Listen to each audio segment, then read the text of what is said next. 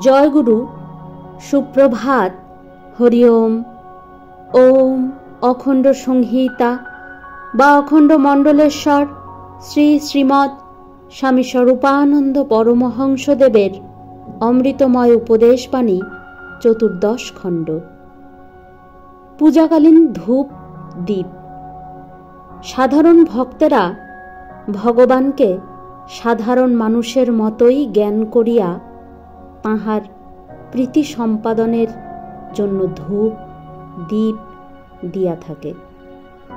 কিন্তু এই ধূপ দানের প্রকৃত অর্থ নিজেকে ধূপ ধূমের ন্যায় সম্যক বিলুপ্ত করিয়া ঈশ্বর চরণে অর্পণের আকিঞ্চন মাত্র।